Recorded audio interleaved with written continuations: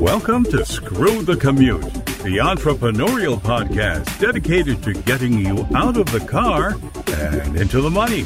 With your host, lifelong entrepreneur and multimillionaire, Tom Antion.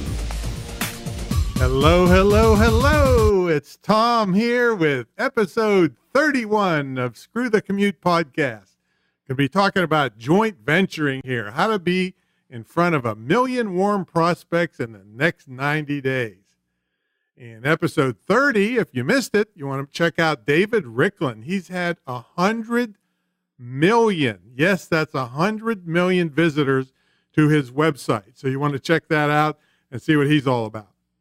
All right, our sponsor this week is me again and the Tom Antion Internet Marketing Retreat and Joint Venture Program. This is a little bit different joint venture program where myself and my staff work with you for a year to either get you started in an internet business or to use the internet to take your existing business to the next level. I'll tell you more about that later, and the details will be at greatinternetmarketingtraining.com, greatinternetmarketingtraining.com, and that will be at the show notes also on episode 31 of screwthecommute.com. All right, I'm here to tell you a little bit about why joint venturing can be so lucrative for you. This is perfect if you're just starting out and you don't have a big mailing list. If you've been around internet marketing at all, you always hear about the value of the list. Now, if you're established and have a big or moderate sized list, you still want it to grow. So joint venturing is great for you too. The same rules apply. Instead of starting with a small or non-existent list, you're taking your existing list to a new level. So everyone who wants to grow their business should listen to this. I'm going to give you the method of approaching joint venture partners. These are people that have already blazed the trail before you. Some have big lists and some have smaller lists. At any rate, they're further ahead than you are. So the first thing I want to talk to you about is how valuable this can be to you if you make this a priority. And I'd say in the next 90 days, you could probably, if you did everything that I teach in this episode, if you did it right, you could probably be in front of 1 million people that never heard of you before through your joint venture partners. And these aren't 1 million people like Facebook people that never heard of you. And it's not just people that have fleetingly heard about you. These are people that hear about you with a warm introduction from the list owner that they already trust. I mean, this can really jumpstart your entire online or offline business. So that's the value of this. It can take you from 0 to doing 100 miles an hour in a very short period of time. But you must do this correctly. The first thing I want to tell you about is finding partners. In other words, how do you find these people?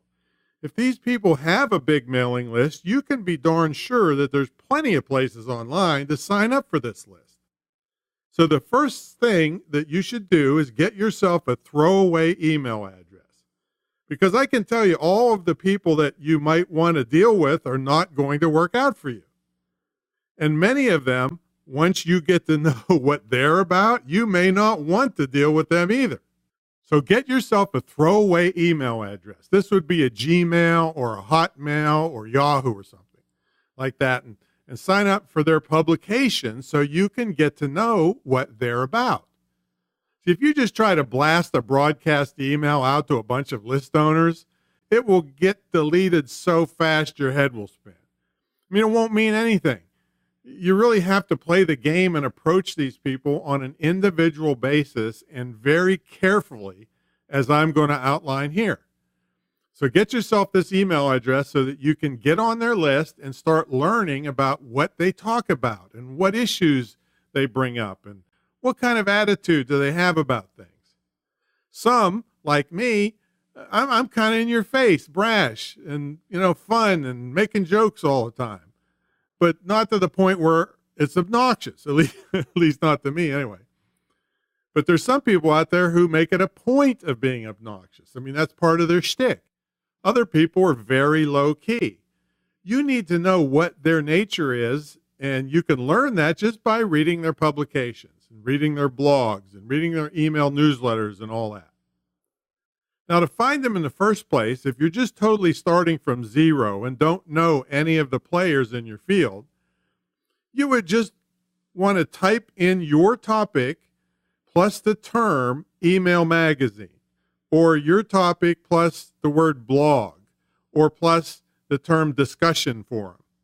And you'll immediately bring up people in your topic area that have lists or have discussion boards or have blogs or all of the above. You have to start hanging out there and see the comments that other people make to them. You really need to be learning about them. One of the overriding principles here is you must be patient, because the people that have blazed the trail before you have people chasing them around day and night. I mean, at any one time, I have at least 19 or 20 people trying to make deals with me to promote their stuff. I couldn't possibly do all of it. So you must do things that put yourself at the top of the list. That way, when someone like me is ready to promote somebody like you, you'll be the first person they call. So you must be patient. And you must do your homework. If you try to skip this step, the chances of success are very slim. I got to say, unless you're a really hot babe, and I don't mean to be sexist, because I've seen several of them that have virtually nothing important to say make it in this field.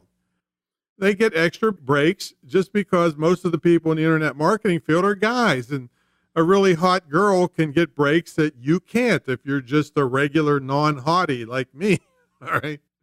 I'm way less than hottie, I have to say.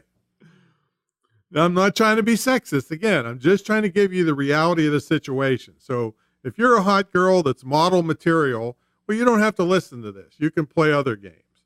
But for most of us who have to do it correctly, you got to find the people. You got to start looking for their publications or emails or magazines or blogs or forums and get to know them first. That's the absolute main thing. Now, when you identify some people that you think would be, you would like to target, how do you get a hold of them? Many of them, and I'm one of the few at my level that you can even get halfway close to. And even my folks at my phone number screen my calls heavily. And I even have a phone number. Many of the places, there's no way on earth you can call them. They hide from you. They don't want to hear from you. They don't want anybody to call them.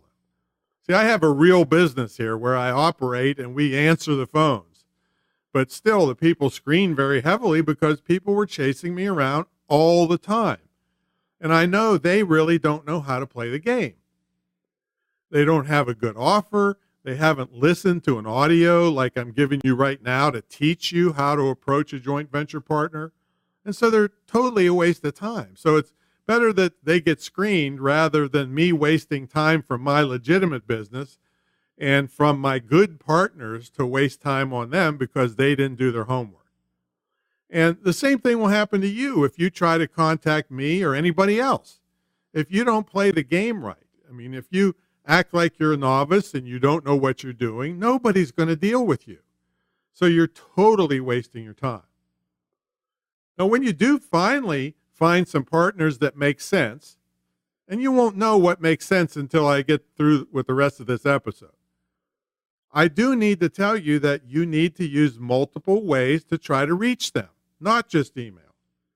Probably phone is not going to work because so many of them hide and won't speak on the phone. Not many people have fax anymore. Even if they have a fax, they probably get it through email. Actually, now even snail mail is a legitimate way to reach people because many people aren't used to seeing anything but junk mail. So this could be a good way to reach people if you can find a good address for them. I'll tell you one of the best methods, but you do have to be patient and invest in yourself, is to go to their events and attend their live events. Many of them have live events, and meeting them in person will go much further than trying to get emails through that don't even get to them, where they have other people reading them or they automatically get filtered. So going to live events and meeting them in person can be a good thing. However, again, you must be patient. And The fact that I tell you to go to a live event doesn't mean that they're going to have time for you if they're running a live event. It's a busy, busy, busy deal to run a live event. So you can't be obnoxious about it and force your way to talk to them. You'll shoot yourself in the foot by not recognizing how busy they are. But attending a live event and being there when you get your chance puts you way ahead of the pack. I just want to warn you, though, you may not get your chance at a live event. So don't complain to me if you spend $1,000 for a hotel and airfare and then went to an event and didn't get to pitch the person you wanted to pitch. At least I hope you got something out of the event, and you may find way more people to make deals with at the event, or maybe a speaker at the event would be a good prospect for you. But attending live will put you a lot further ahead. I can't tell you the number of deals that I made and people I know have made because they saw somebody in person. That person is more likely, if you do get to speak to them for a few minutes, to take your call or to keep that correspondence going. That's if you didn't make a jerk of yourself in person, that is. It's just that way. Being in person, it's called the law of reciprocity, and it's the fact that they know you, have seen you, and you made the commitment to come to their event, so they're more likely to respond to your correspondence. You'll get a little bit further ahead of the pack. Now, it still doesn't mean they're going to promote your product yet, because there's a lot more for me to tell you about. But before I do, the next best thing to visiting a live event is to visit their online live events and make comments that make you and them look good.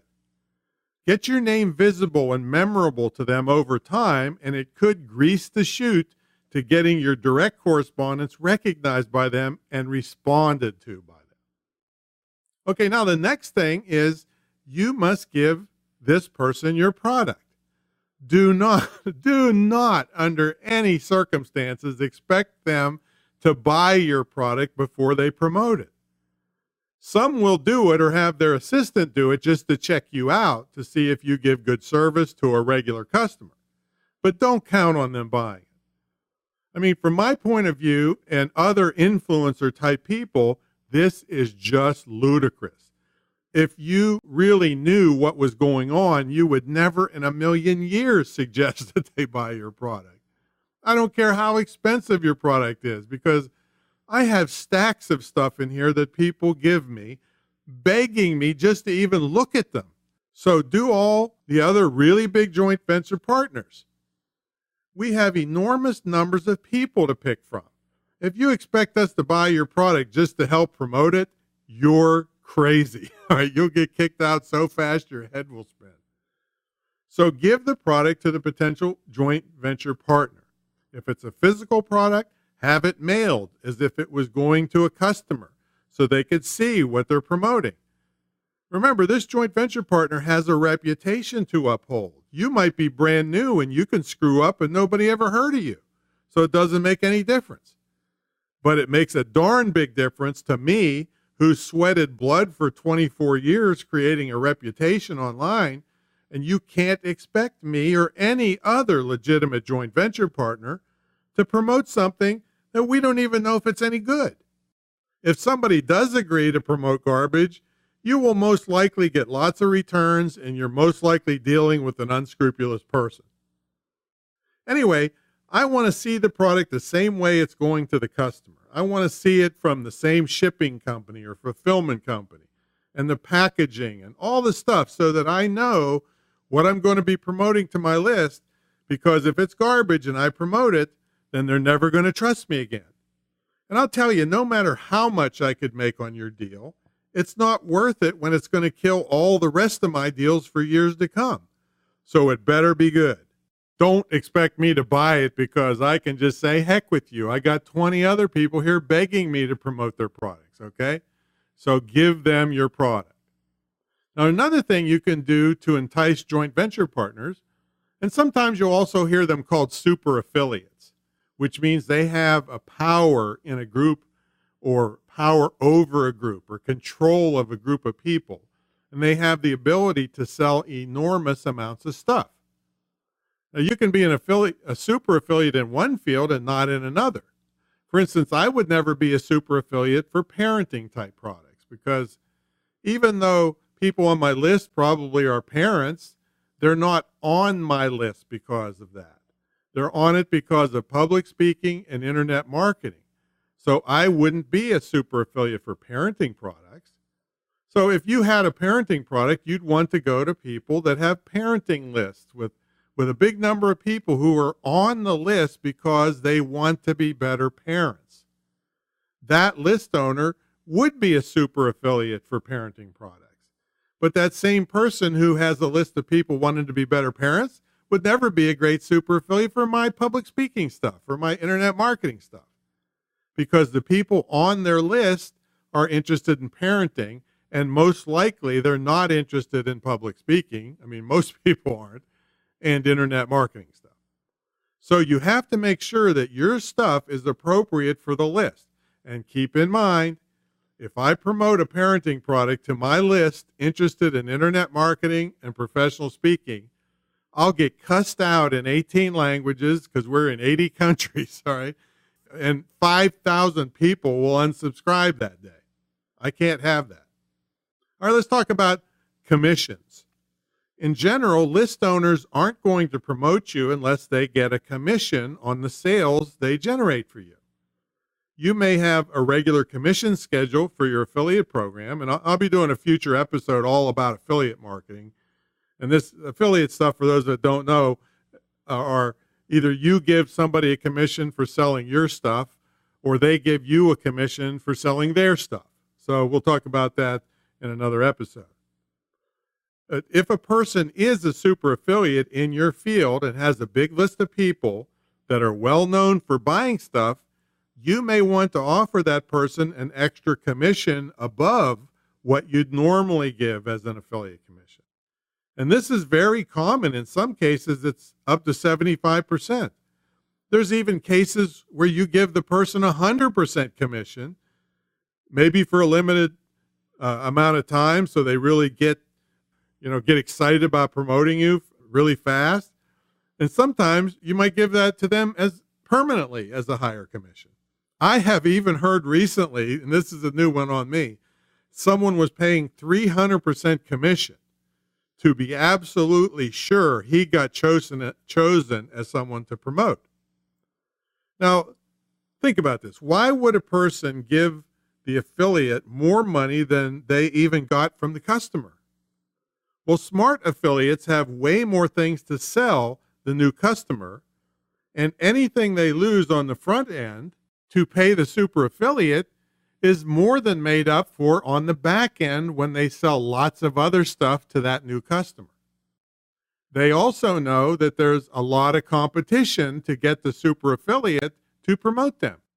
And if they only offer 50, 40, or 30%, well, the super affiliates don't want to bother with them because they can go to some other product and get 65% or 100% or even that crazy 300%. You don't have to rise to this level right away, especially if you're just starting out and have only one product or service. But as you improve over time, you would want to get an array of products to sell on the back end and start upping the percentage you pay, which will attract more super affiliates. All right, let's go back to this patience and demeanor issue. I mentioned it earlier, but you've got to be patient because a lot of times a joint venture partner will have things scheduled 3 or 4 months in advance. They might have product launches in the works that are eating up every available email blast. And many people don't send big promotions every day. So you have a limited number of slots available for them to email their list. So you can't decide that you want to approach a person and think that they're going to immediately next week sell your stuff. You must be patient. You must be easy to work with. Again, you always have to keep in mind you're one of 20 or 30 people that's chasing that joint venture partner at any time. You're in competition with them. Not only does your deal have to be good, you better be easy to work with because why should they pick you if you're a jerk and pushy and obnoxious? They can go find somebody that's easy to work with. So it just doesn't make sense for you to be hard to get along with. They really are doing you a favor. And what many newbies do is they don't have a clue of the life of a big influence joint venture partner, a super affiliate, or whatever you want to call us. All they can think about, and they're almost like little kids, is we call them newbies or babies in the industry because all they can think about is themselves. It's like, oh, I have a great idea. I created a great product and you should promote it because the world needs it. All right, well, we've heard that thousands of times, and it's a big joke to us. And if you come with that attitude, we're going to tell you to take a hike. We're going to ignore you, not take your calls and make fun of you. You are showing that you don't know how to play the game and you don't understand our world. And if you don't like it, don't go after big joint venture partners. And that's okay. In many cases, you're going to need to start smaller anyway. Instead of going for somebody with a list of 50,000, go for somebody with a list of 3,000 because they haven't paid their full dues yet. And they're most likely more hungry than someone with a list of 50,000. They're going to be less competition with them and less people chasing them around. You can make even more mistakes and maybe still get a good deal going. Just don't shoot for the moon and blow your chances because that big list owner, you can be sure, knows a bunch of other big list owners in that field. And if you make a jerk of yourself, he or she is going to tell all the other ones to stay away from you, and then making a deal with one of them will be very difficult. You might as well just quit going after them because you're never going to get any of them to go with you if you act like a jerk. See, making a mistake because you're new is acceptable. Being a jerk is not. So you got to be patient and easy to work with. All right, I want to tell you a little bit about when I turned the internet marketing training world on its head around the year 2000. I mean, people like me were charging $50,000 or $100,000 up front to teach what we know to clueless business people who refuse to learn on their own. Now, I'm a small business advocate, and I knew many small businesses could never afford that kind of upfront money.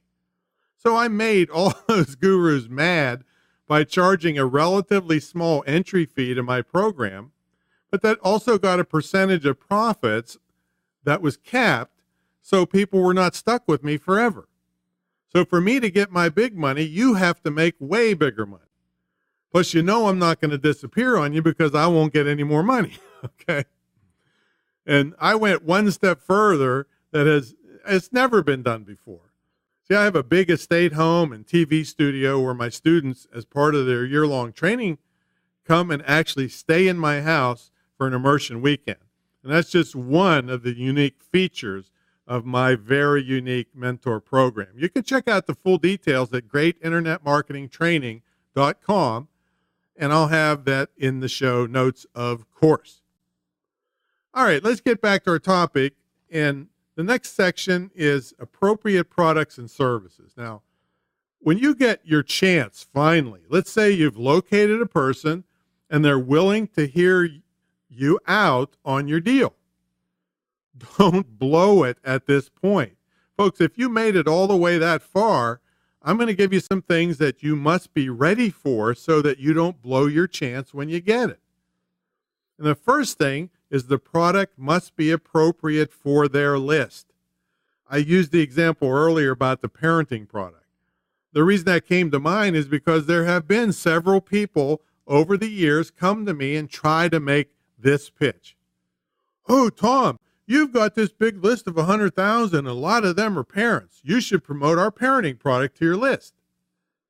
And I'm sitting there thinking, all right, you don't know how to play the game. You don't understand.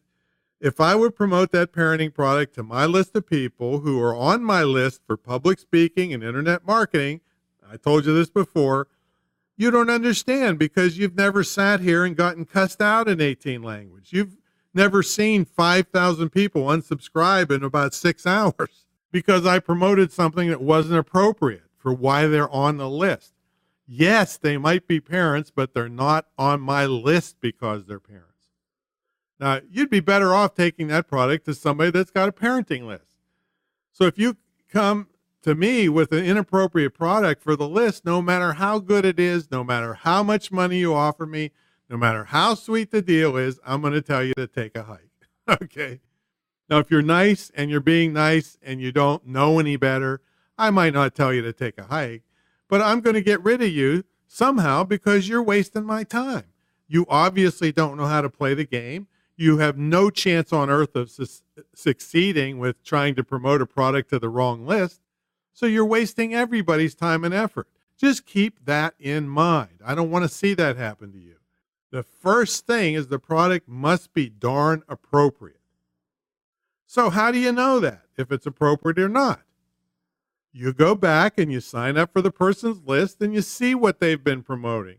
You look at back issues and you read their blog back for a couple months or more, and you see the kinds of things that they're into and what their people want. If your product or service doesn't fit, it's too bad. You just go to the next list owner. All of us big list owners have heard beginners try to make a stretch of why your product is perfect for us. We've been working our list for years, and we know that you're crazy. Well, not necessarily crazy, but you would be making a fool of yourself and ruining your chances, hurting your reputation by approaching a list owner with the wrong product. All right, the next thing, there must be enough money in the deal. In other words, your product must cost enough to make it worthwhile for a major list owner to promote it. And here's another thing you might not understand. Some of the things I promote to my list, I get a $2,000 commission on. $2,000. So if you come to me and say, well, Tom, I have this $9.95 ebook and I'll give you 50% or even 75%. I'm thinking, you don't know how to play the game. Take a hike, because I don't want to burn one of my mailings and make a piddly little amount of money when you have to sell 200 of your piddly books to equal one of something else that maybe I get $150 or $1,000 commission. So don't approach big list owners with something that the money just doesn't make sense, even if the product is appropriate. Now, if there's not enough potential money in the deal for the commissions of the list owner, it's not worth it to them to do the mailing. See, most big list owners, every time they mail, they get so many people unsubscribe, even if the products are appropriate. It's just the nature of big lists. That just might be the email that broke, or the straw that broke the camel's back. Many people get really frustrated and they can't handle the enormous amounts of spam and emails they get, so they just start cutting everywhere. Well, I don't want my email to get cut just because I'm trying to get a $2 commission off of you. I don't mind people leaving if I'm trying to get a $2,000 commission, because with a $2,000 commission, I'll land a few of those and make a lot of money, which is enough to replace those people that unsubscribe. You see, every list has a value to each subscriber. It costs the list owners so much to get a subscriber, either by great search positioning and finding them on the web and putting lots of websites up to grab subscribers and using pay-per-click ads and all these things. So it costs people like me to get my subscribers, even if they're coming for free off of Google. There's still a cost to it, and there's still a value to each one. So if they unsubscribe because I sent them an email and I only had a chance of making a little pittance off it, that's not good, and I'm not going to do it. I mean, I might have done it when I was younger and didn't know any better, or when I was a smaller list owner, I might have done it. And you can probably still find some because they're more hungry, the smaller list owners. But don't approach a large list owner with a product that doesn't have enough money to go around. I mean, it just will not work. With all that being said, there's an exception to this. If you have a proven sales funnel that leads people to buy a lot of stuff over time, and the large list owner gets a commission on whatever they eventually buy, then the large list owner might even send out one of your freebies to get people to opt into your funnel, knowing they will get commissions into the future. So that's the exception to it, but you have to have a proven track record or nobody's going to take that chance on you. All right, the next thing, is really, really important thing. And not all list owners will hit you with this, but most big ones that have been around a while will. So let's say you researched the list owner. Check. Great. Let's say you got to him or her, and you were polite, professional, and patient. Awesome. And let's say there's enough money and commission percentage in the deal. You got that covered too. And let's say the product is appropriate for the list, so you pass that test. Don't start counting your money yet, okay? You still haven't passed all the way. You could kill the entire deal by innocently asking the list owner to be your guinea pig. And what that means is if you don't have any kind of proven sales on this product, don't go to that list owner and ask them to mail their list in hopes of making some sales. You're asking that list owner who sweated blood and worked day and night, built tons of websites, did search engine positioning, probably paid for certain placements and pay-per-click ads, and you're asking them to send a mailing out with no guarantees that any money's going to come back. I mean, not even an inkling of proof that there could be any money coming. Certainly there's no guarantees, but you don't want to come with no proof of anything. You haven't proven that your sales letter or video can take somebody and get them to pull their wallet out of their pocket and give you money. You haven't shown the list owner that yet. So a list owner might ask you, what's your conversion rate on your sales letter? Now, if you stand there like the old Elmer Fudd, I don't know. Guess what happens next? Take a hike, because it's not worth it to that list owner to be your guinea pig.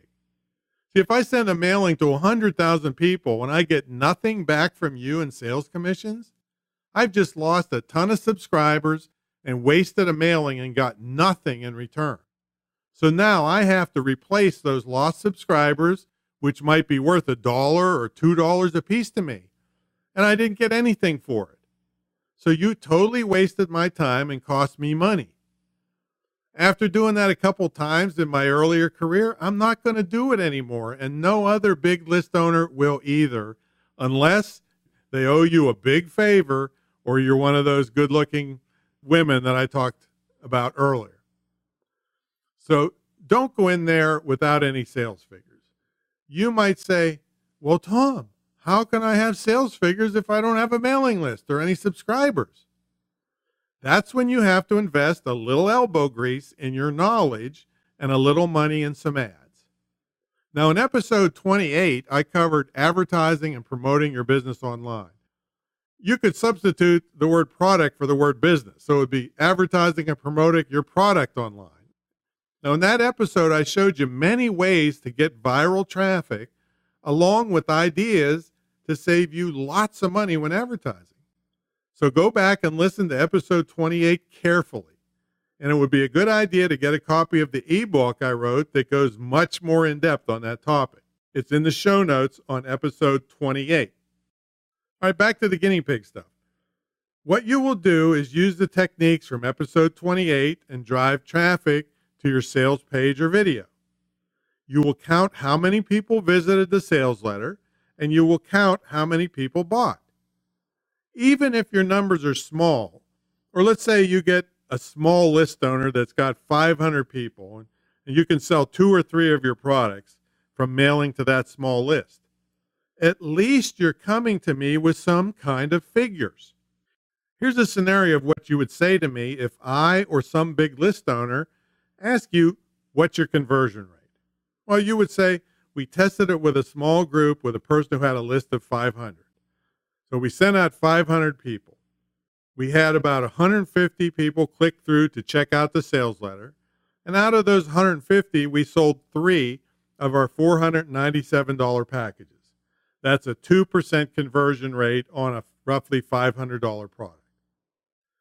Okay, so here's what I'm sitting there thinking. Wow, this person knows what they're doing even though they're a beginner.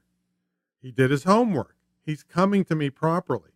He's coming to me with some figures, which tells me he invested in himself and that he tried this and got some results. He's not asking me to be his guinea pig. Then he says to me, I got this result, and I'm thinking that with your season list of more warm customers, that maybe we can do even better. Now, just the fact that he's coming to me talking like that, even though the numbers weren't great, I'm thinking, wow, this person knows how to play the game and just passed the next test. Again, you're doing great, but don't count your chickens yet. All right? This still doesn't mean I'm going to mail for you. But you've made it to third base, and you're ready to round third to make a home run here pretty soon. And that's because of how you acted so professionally. So I'm going to take the time to look at your sales process. I'm going to look at your sales letter, and I might see why it's not converting as well. I'm going to dig in and see the list you sent to see what they're all about and what type of people they are. And then if I say, oh, I think we can do better than your last mailing if you would tweak some things on your page, and I'll do a warm email for you, or I'll even suggest possibly we do a Teleclass or a webinar. However, that's hard for me to do a Teleclass or webinar with you if I've never heard you on one. I had one lady that was great on what she did for a living, but she totally sucked on a Teleclass. I was so embarrassed. I was pulling teeth to get her to say what she was supposed to say, and then she'd contradict me, and then she just made an ass out of both of us. So it's very unlikely I'll put you on a Teleclass or webinar. And here's a tip, unless, of course, you come to me with a recording of how well you did on another Teleclass or webinar. There's another sidebar tip for you. And even if you suck on teleclasses and webinars, I still might do an email for you if you come to me with an appropriate product, there's enough money, and you give me some type of conversion rate figures, and you don't ask me to be your guinea pig. So if you do those things, if you find partners that are appropriate, you meet them in person if possible, give them an extra commission to entice them, make sure you're easy to work with, and one of the things you do if you finally land a deal is don't make the joint venture partners work. All right? They worked for years. Now it's your turn. So you darn well don't want to get all the way to the end and you're sliding into home plate and then you get tagged out. Okay. There would be a mistake that would kill the entire deal at this point. Do not expect the joint venture partner to write up an email and set everything up and go and sign up for your affiliate program and do all the work when they're really busy. You should do all of that. You should write sample emails that they can tweak for their list. You should write sample questions for them if they're going to have you on a teleclass or webinar. You should sign them up for your affiliate program and give them the link. Don't make them work, because I've seen deals get all the way to the end, and I've been involved in them, got all the way to the end, and it was a good deal, and then they want me to write stuff and go sign up, and I'm desperately busy from morning till night, and the deal fell apart because they didn't make it easy for me to participate. So don't let it fall apart at that point. Now, if you do all this stuff, folks, you will surpass 99% of the people trying to get joint venture partners. Doing this correctly can put you on the map. Now, I've heard other big marketers tell me that I was the one that put them on the map. I can tell you, they wouldn't even be on the map, a GPS or a toy compass, had they not approached me properly. So I suggest you get the show notes for this episode. This is 31, and the complete transcripts there also, and make yourself a written outline of all the points I made today. If you do this seriously and do it the way I just outlined for 90 days, and who cares if it takes a little longer, just do it. I mean, I don't care if you work morning till night. The end result is worth it, because you could be in front of 1 million people, warm leads that never heard of you. And that could mean a boatload of money for you, joint venture partners that can't wait for your next promotion, and a firm position established on the internet marketing map. All right. Want to tell you a little bit about my mentor program again, and we'll pack it in. Check it out. It's the longest running and most successful and most unique. And one thing I didn't tell you, it also includes a scholarship to my licensed internet marketing school that you can either use yourself or gift to someone else. So check out the show notes at screwthecommute.com. This is episode 31, or go directly to greatinternetmarketingtraining.com. Now, in episode 32, John Drebinger has made a life for himself where he can take his whole family, grandkids, and all on vacation. So I'll catch you on the next episode. Let's do some joint ventures.